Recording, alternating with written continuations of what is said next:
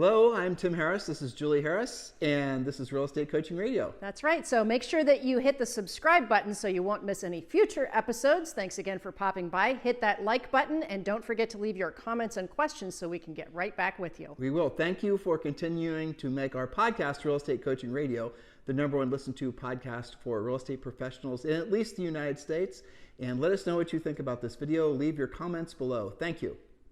3, 2, 1, and we are back. And I want to thank all of you for giving us so much positive feedback about this topic. This is a topic that Julie and I are 100% confident is going to have a positive influence on all of your businesses. And if you're listening to the fourth day of our production here, what we're focusing on are the 10, really it's probably going to end up being 11 or 12 lead generation systems that most agents lean into. And so here's typically what happens. Real estate agent gets their license. Real estate agent discovers a lead generation system. Real estate agent stays with that lead generation system, hell or high water, without actually having taken a real, frankly, hard look at the pluses and the minuses of that lead generation system. We've seen it happen over and over and over again over the years. And what we're doing, and over again in the years, in a way that it works out positively and negatively. And you'll see agents that, for example, will lean into branding and marketing, and they'll lean into centers of influence of past clients or prospecting. And sometimes those things work out really good in certain markets, and then the market changes, and those things don't work out so much anymore. Our philosophy has always been, and a lot of agents have benefited from this philosophy, coaching clients in particular, they've benefited from the fact that you have multiple spokes. And your goal is, and I've started every show this week reminding all of you of the importance of this. The analogy is simply imagine a bicycle wheel with one spoke. That bicycle wheel is not going to have very much structural integrity. And an agent, and this is typically what you see, a lot of agents that are one spoke wonders, they'll maybe get business here and there, but then the market changes, something changes in them or something, and then all of a sudden their business fails. They failed to have multiple spokes. More spokes on your wheel, the more structural integrity your lead generation system in your business is going to have. And we prescribe that all of you have around, realistically, 5 to 7. If you build a really big business, it should maybe be 7 to 10. Most of you will do fantastic with about 3. And what we're doing this week is we're going through all the different, there's certainly not all of them, but most of the top 10 or 11 of the typical traditional. Most commonly heard about. Yeah, exactly. And we're comparing and contrasting, giving the pluses and the minuses. We are advocates of all of these. We think all these are viable sources of business. Julie and I aren't we're not going to tell you to just do one thing and only that one thing. Mm-hmm. No, we understand the benefits of social media as much as we do over the phone prospecting. It all has a place. So as we're going through comparing and contrasting, and go back and listen to the first 3 days, you have to decide which of these spokes are for you. And if you find yourself being, as most people are, naturally attracted to the spokes that require the least amount of skill and the least amount of rejection, realize that those are also, generally speaking, the ones that are the least effective and will most likely have a higher percent of you suffering needlessly, because you will, again, be doing a bunch of direct mail, and as we discussed on day 1, and then it never works out. And so choose wisely, because it really does matter. That's right. And we're going to help you choose wisely, because you do have to choose. Failure to plan means you are planning to fail. So if you don't have a lead generation plan, if you're not building your spokes in the wheel, well, you are subject to the whims of the market, which is not a plan. So we're going to help you decide based on your skill level, maybe a little bit of your personality, a lot about your market, your average sale price. Is it expensive? Isn't it expensive? Time, your cost of money, etc. And how effective are these things? So this is day 4 of our 5-part series where we are dissecting this for you. And our next spoke in the wheel to take a hard look at is referral fee companies. Now, there are tons of these, and our Premier Coaching members get a very comprehensive list. We're always testing those links out and reporting on how much each of these cost.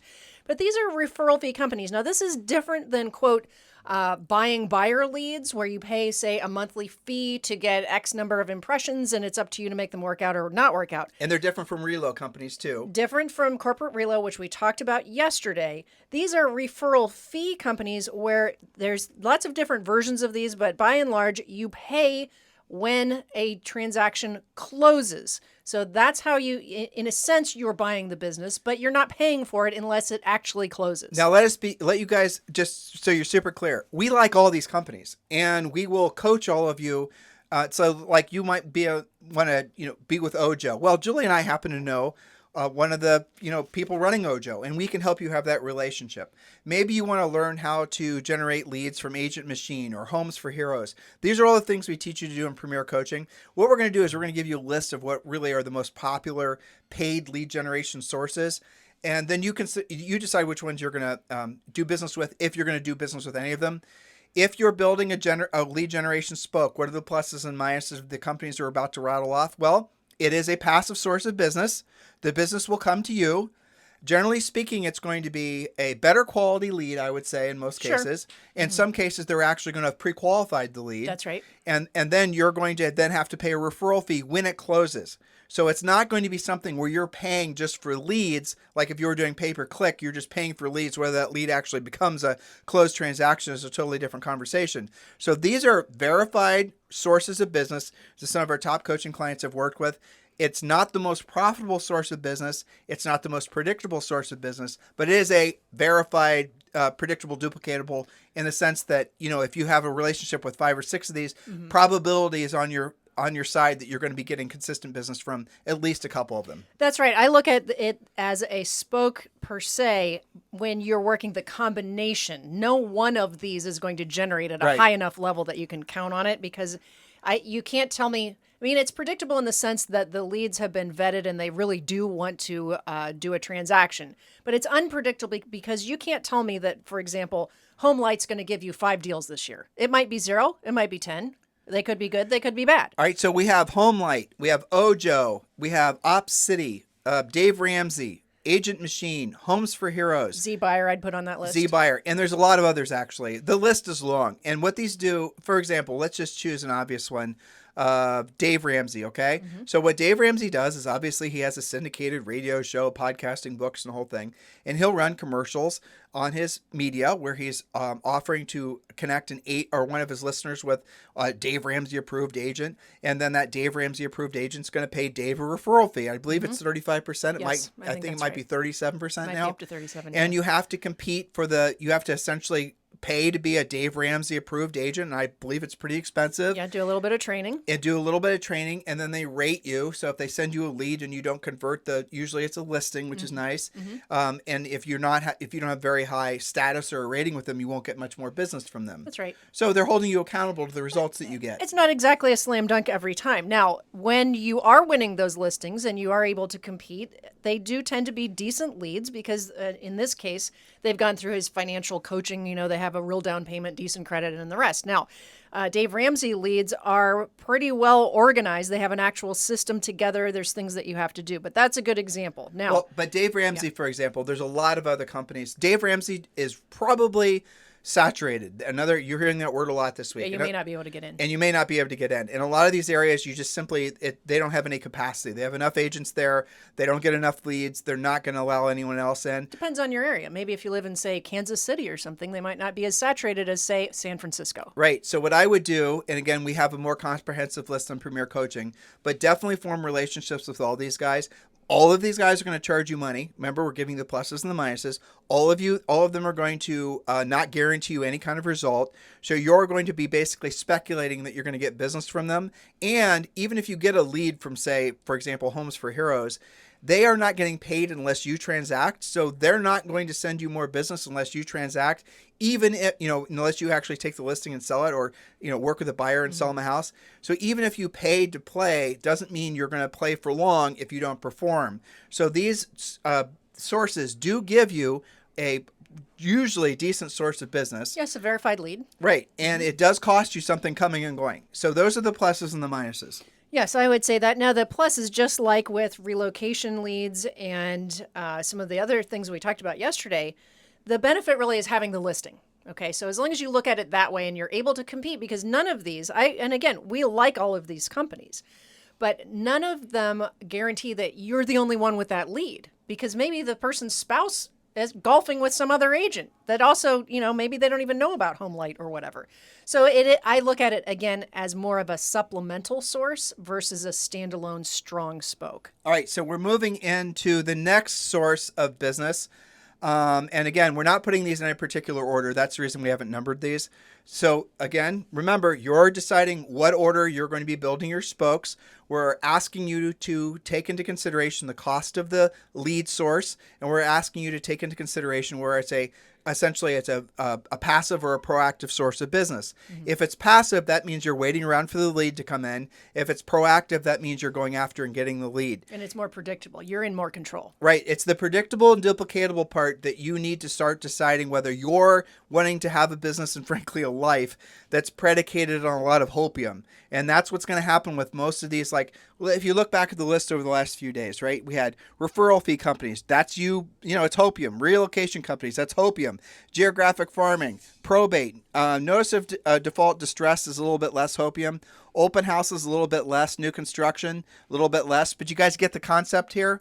So choose wisely which spokes you're going to be investing your time, effort, and sometimes money in. And if you don't, then you're going to essentially have a bunch of, you might have 5 or 6 spokes, but they're all weak. They're not going to be something that you can decide every single day that you're going to wake up and you're going to take a listing. You can do that with some of the spokes we're about to talk about.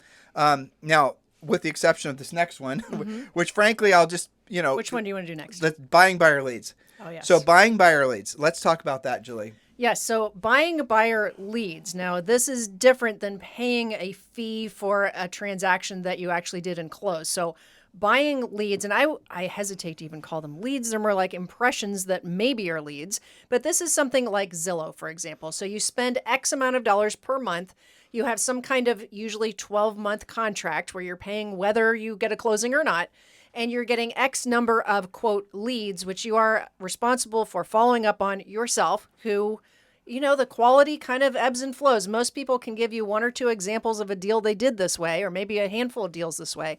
But again, you're not in complete control of it. So here's the challenge, and we'll just give you some real numbers. The pluses and the minuses, right? Yes. So if you're deciding to be with Zillow, and let's say you even you decide to go and be a Zillow Flex agent, and you're now spending an enormous amount of money. Maybe not so much if you're in some rural area where they don't have a lot of demand, but whatever. You're obligating yourself to an enormous amount of money and time. Thousands. And you're paying them whether you have a closing or not.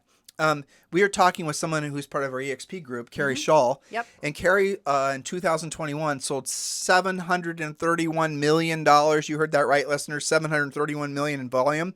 And she actually is not a Zillow Flex agent, did the math on Zillow Flex. And her average cost, had she been with Zillow Flex per lead, Julie. Per lead. Not closing. Right. Not a referral fee, was $600.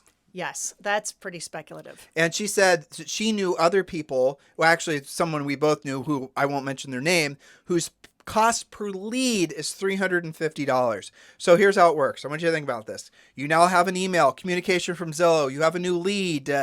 Okay, the lead now, essentially, if you're having to pay, say, $3,000 a month for these leads, and they send you 10 leads. Would you just pay for that lead $300? Is that lead actually going to transact? No guarantees. Zillow is making money on the coming, and guess what? In a lot of markets, they're making it on the going too, because they're now charging referral fees. Right, for listings as well. Exactly. Yeah. So now you're looking at Zillow being a really extraordinarily expensive source of business. And, it's their business model. And if agents are willing to pay it because they're not willing to be proactive, then God bless them. But at the end of the day, that's what you're looking at. And all these sorts of buyer lead buying sources, they're all operating on this basic premise that agents don't have listings, agents don't know how to generate their own buyer leads, and as a result, that agents are going to be willing to pay money to generate the lead. What's the pluses and minuses? You do get leads. What's the minuses? The cost. And I'll say something else, the quality. In a market like what we're experiencing now, because of rising interest rates, you have a lot of buyers that might start, basically guns ablazing wanting to buy a house. But when the interest rates go up or some sort of something happens, they take themselves out of the market. And that's what a lot of you are experiencing. Now, I'm going to take an aside. One of the things we always ask you to do is when deciding where to put your energies, always focus on taking listings, becoming a listing agent. Because the whole idea of buying buyer leads, frankly, doesn't even make sense. If you have one listing and you just do some of the things we tell you how to do to generate leads off that listing, a simple for sale by owner sign, a for sale sign with an 1-800-HOME hotline rider on top will generate lots of buyer leads for free. The idea that you're paying for buyer leads doesn't make sense, and no listing agent's ever going to buy buyer leads. No, that's true. And, buyer leads come with their own set of issues too. Not to mention, of course, they're not your proprietary lead, but also just because they went wandering around on Zillow and filled out a form does not mean that they're qualified to buy or sell anything. So that's dubious. And there's no guarantee they're not talking to a million other of you. Well, the Zillow Flex deal, the buyer lead is followed up by Zillow, and this is when they're charging a referral fee. Right? And then the buyer lead is then, essentially given to whoever the Flex agent is in that particular market. And then Zillow follows up with that buyer to just see how things are coming along, basically. Yes, but this still assumes a lot of communication is actually happening. Well, and it's a very expensive lead, like I said. Yes. And you can do all this yourself. If you basically have listings, you got to beat, there's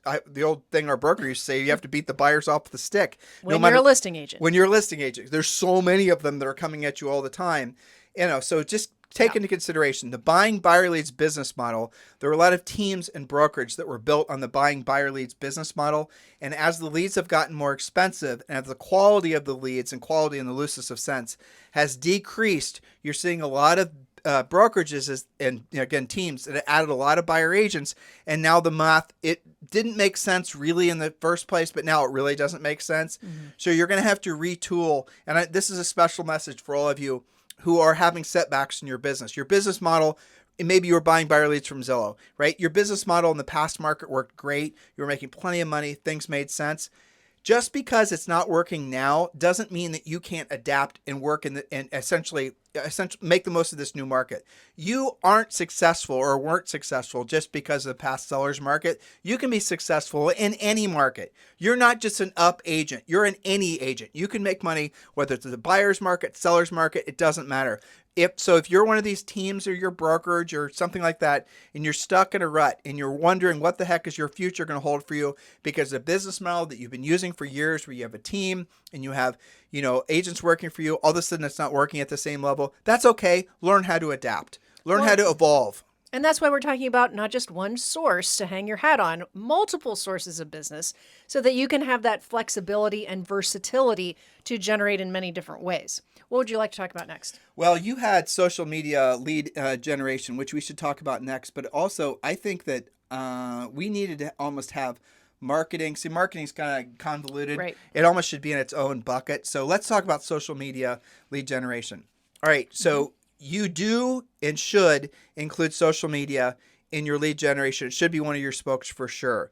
Because, and this is really the most practical way of thinking of it, people will go to social media to read about you, to check about you, to build some level of familiarity with you. To investigate you, to see whether, in some cases, they even want to call you back, if they want to set an appointment with you, how you compare to somebody else they might be talking to or their spouse might be talking to.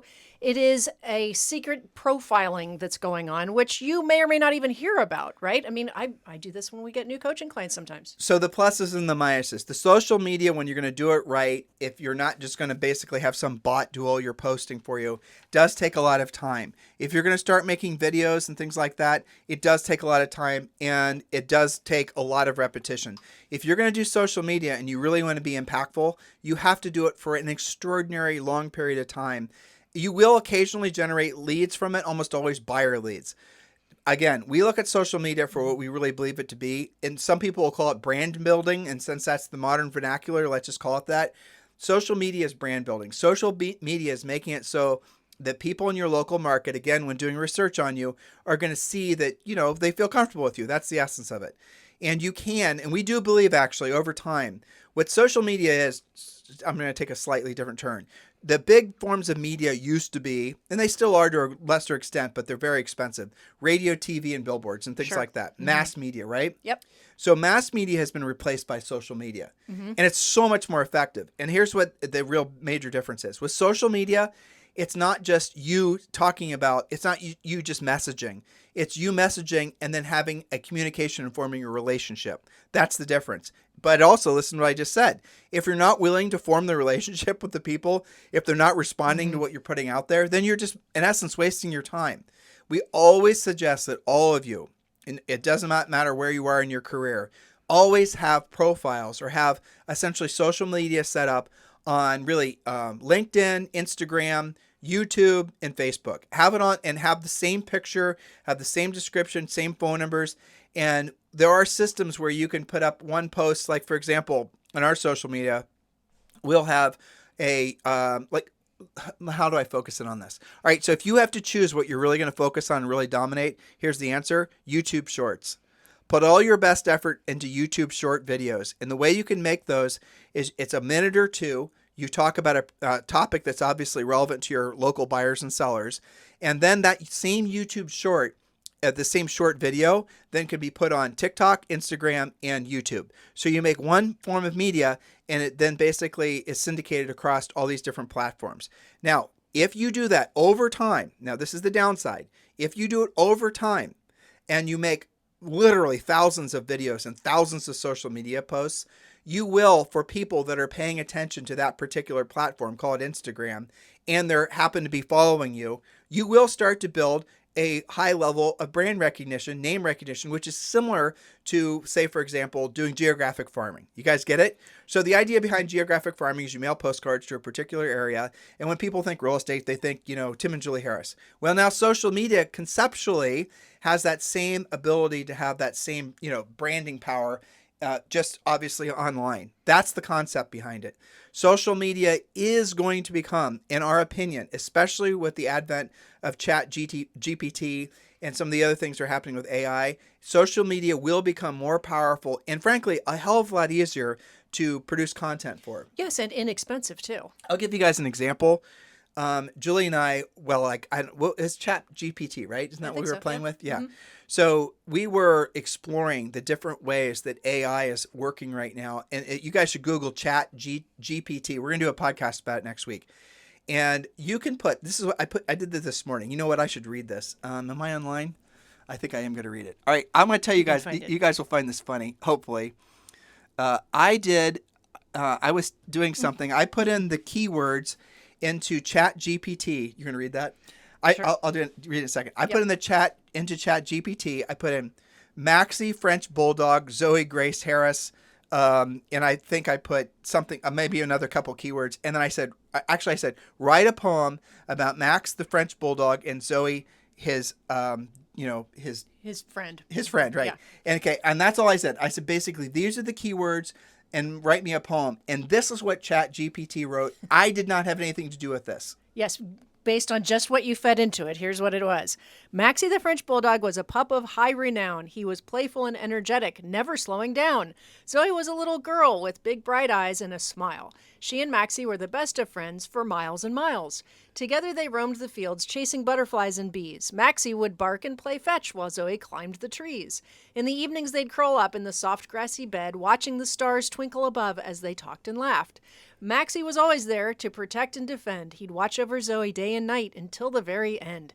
For Maxie knew that Zoe was his special little girl, and he loved her more than anything in this whole wide world. So here's to Maxie and Zoe, a pair that can't be beat. May their friendship never end and their love stay sweet. For they are the best of friends through good times and through strife. Maxie the French Bulldog and Zoe the light of his life. Now, I stayed up till like 1 a.m., maybe even 2 a.m. last night, just testing how this thing works. And it's free, by the way. Again, I think the URL, just put in Chat GPT and you'll find it. And it's free and it's open source. So why am I telling you this with regards to social media? And not difficult to use. It's very easy. You just put in some keywords. But like, for example, Julie and I obviously do a ton of writing, too much writing, right? And I wrote, okay, how about this? All the show descriptions on YouTube and on iTunes for this week's podcast were all written by AI. I didn't do it. I just put in a few keywords and it did it. Normally, Julie and I have to write them ourselves. And I put in, so moving back to Chat GPT, how is this relevant? Mm-hmm. So a lot of you have not wanted to participate on social because there's an enormous black hole of time and you do have to actually do a lot of writing and content creation, not with Chat GPT. I'll give you guys another one. Here, I'll scroll up. Did I put this in? I did. Okay. There's one I did. Did you see that one? That was good. I put in 10, let's see, write 10 tweets. Let me find it. Well, I'll find it later. Write 10 tweets about the real estate market in 2022 from the perspective of an investor or something like that. I was just testing, right? Yep. And it would write instantly 10 really good tweets. And so I don't want to explain how it works because frankly, I don't really understand. All I know is it's an enormous time savings. So if you're thinking about how can I get into social without basically spending all my waking hours doing it, I am already so busy.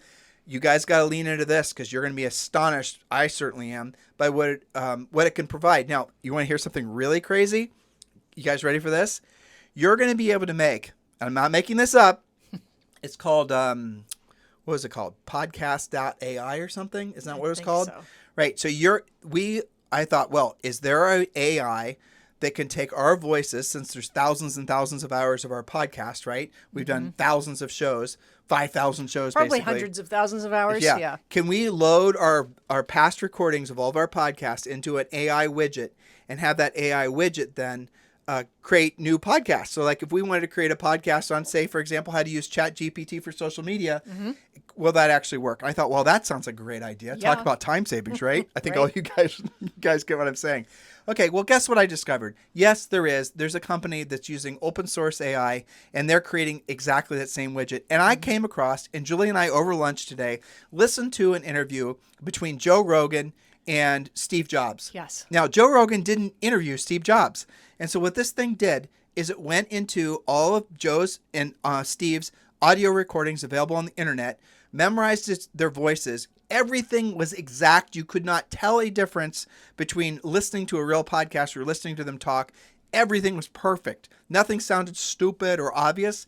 And that Joe never interviewed Steve Jobs except in this simulation done by AI. You guys understanding what I'm saying here? So there are going to also be, you ready for this? AI short videos. So you're going to be able to, yes, you heard me correct, start creating AI videos. If you don't want to create shorts, if a lot of you have been avoiding doing it, I get it. You're busy. You just don't feel comfortable doing it. There's going to be AI that's going to be available, I'm guessing, in the next 3 years or less, where you're going to be able to say, make me a short video. You're going to have to take a bunch of pictures of yourself, maybe some short video of yourself, just so the AI can essentially have your likeness. You're probably also going to have to read something.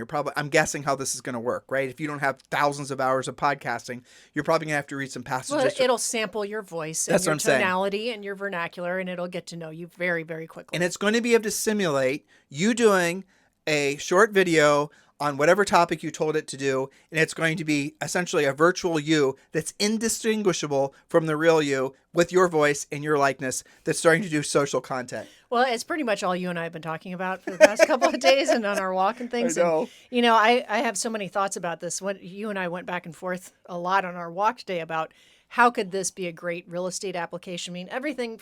This is basically a content creator, editor, writing assistant, and will be a video assistant that's free, which is fantastic. I was thinking about, it could write, you could have a collection of 20 different types of home brochures based on the types of listings that you have and the descriptions you want in the MLS. Well, just stay and there. it'd make it even better than what you normally would write. I mean, how many hours per year, thousands of hours per year, do agents spend writing descriptions for their listings? Yes. And the really shocking thing, I mean, this is all becoming about chat AI, but it's fine, is that you don't have to be. I took some of the paragraphs and some long form things that Julie and I have written in the past, and maybe it was like 7,000 words, and I dropped it into chat AI, and it took what we wrote, and it rewrote it, and it was all original. So you can take, say, for example, you find something that you like. Maybe it's an explanation of how buy down interest rates work on mortgages. And normally you don't want to cut and paste it because then you're basically infringing on somebody's copyright. Well, you can drop that into chat AI. It'll rewrite that content for you as original content that it'll never rewrite for anybody else again. And that's yours, and you can throw a copyright on it. It's super cool. I was thinking, introverts unite, because I've had coaching calls with, the coaches and the agents where they're like, I just don't know if I'm ever going to be comfortable on video, or I'm just not that great of a writer, or maybe English is your third language and you're not sure of your grammar going on. This solves so many problems. Not to mention the speed in which you can do some of these social media posts, because you're not having to go, write it, rehash it, edit it, research it, and then get frustrated and dump the project. Well, because ultimately the way you win on social is the way you win in everything in life. It's sheer volume. And so if you're wondering why you put up some YouTube videos and they're not getting any views, well, it's just because someone's been doing it for longer, has more videos, and YouTube is giving preference to the videos that have more views, that have more comments, and all the rest of it. Yeah. So building momentum on those platforms is very difficult. So the way you win the battle is absolutely sheer volume of content. And that takes an enormous commitment, especially nowadays. If you ask us as a coach, do I want you spending a lot of time creating social content, or do we want you to spend a lot of time, talking directly to a for sale by owner, and you need to make money to pay your bills in the next 90 days? We're not going to tell you to do the social content if you have to choose between one or the other. You guys get it? Simply because of the time, not because it's not worth doing. It's because, remember, we promised you as we were going through all these different lead sources, these different spokes of business, one of the criteria is how fast it's going to perform for you. So yes, social media is becoming more and more important, but the amount of time that it takes for you to build that up and for it to work for you might be longer than you have to be making money in. So that's why we recommend having multiple spokes in the wheel. So for example, maybe you're going to lead with something, and we haven't talked about this yet, maybe tomorrow is going to be the prospecting piece, but maybe you start with having 2 really proactive spokes that you're learning so that you can get to, let's say, 3 active listings or 5 active listings. And meanwhile, you're studying how to be better at your social media and you're getting better at it, but you're not counting on it. You see the difference versus somebody saying, you know what, I'm just going to be an influencer agent and I'm going to see how that goes. Well, again, the part of this that is the fallacy in building your business based on social media is that you're going to be able to build enough of it to actually generate enough leads since we know internet leads generally are the worst quality. So the probability of that working fast enough to the point where you can actually stay in real estate is very, very low. But if all this new AI is starting to essentially make it so you can have a virtual assistant that's starting to churn out your content for you, you're talking about next level right there. Every single one of you need to be paying attention. So again, social media can be a great source of business, but you're going to have to essentially get to the point where it's a consistent source of business for you. And again, this is all stuff we drill down on in Premier Coaching. And if you were ready to join Premier Coaching, which all of you should be, we've made it very simple for you. You can join Premier Coaching for free. Just text the word Premier to 47372. Text the word Premier to 47372, or just go to premiercoaching.com and do that immediately, guys. And yes, that entitles you to a free daily semi-private coaching call with one of our Harris certified coaches. You can join for free right now. Remember, in texting, message and data rates may apply. So tomorrow we're going to talk about what probably is I think the most by far popular lead source ever created in the real estate industry. Well, it is. Look at the next one we're going to talk about. Don't say it out loud. That one right there. That's by far the number one source of business that most agents, and it also is the first spoke you should be building in your lead generation wheel. So we'll talk with you guys on the show tomorrow. Hello, thank you for having watched this video. Please remember to subscribe to our YouTube channel. That's right. And don't forget to hit that like button, leave your comments and questions below, and we will get right back with you. Thank you for watching this video. And remember to watch the next one. You're going to love that one.